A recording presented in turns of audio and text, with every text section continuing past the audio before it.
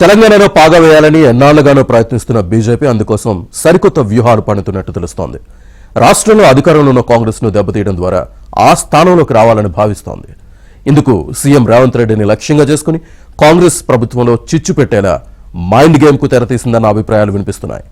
రాష్ట్ర కాంగ్రెస్ వ్యవహారాల incharge Meenakshi Natarajan Rajya Sabha nomination తిరస్కరణ వ్యవహారాన్ని కూడా ఇందుకు అస్త్రంగా బీజేపీ వాడుకుందని అంటున్నారు.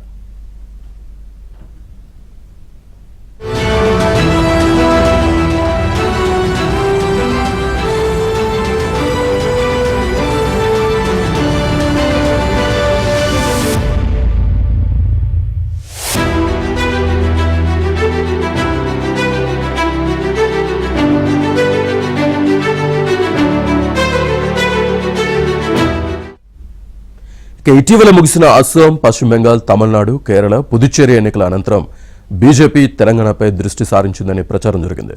దీనికి తగ్గట్లుగానే ఆ పార్టీ ఎత్తుగడలు ఉంటున్నాయి. మధ్యప్రదేశ్ నుంచి కాంగ్రెస్ పార్టీ తరఫున రాజ్యసభ ఎన్నికలకు మీనాక్షి దాఖలు చేసిన నామినేషన్ను రిటర్నింగ్ అధికారి తిరస్కరించిన విషయం తెలిసిందే. అయితే మీనాక్షి నామినేషన్ తిరస్కరణకు సంబంధించిన కేసు పత్రాలు తమకు తెలంగాణలోని కాంగ్రెస్ ప్రభుత్వం నుంచే అందాయని చెప్పడం కలకలం రేపింది. రాష్ట్రంలో రాజకీయం ఒక్కసారిగా వేడెక్కింది.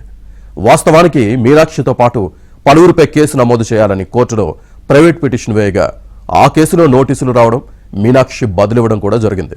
అయితే ఈ కేసు విషయాన్ని నామినేషన్లో పొందుపరచాలా వద్దా అన్న దానిపై న్యాయ నిపుణులతో సంప్రదింపులు జరపాల్సి ఉండగా అదేమీ చేయలేదన్న ఆరోపణలు వ్యక్తమవుతున్నాయి. సాధారణంగా రాజ్యసభ ఎన్నికల్లో నామినేషన్లు వేసేటప్పుడు ఖచ్చితంగా న్యాయ నిపుణులు అన్ని విషయాలను పరిశీలిస్తారు. నామినేషన్ పత్రాల్లో వివరాలను కూడా రాస్తారు.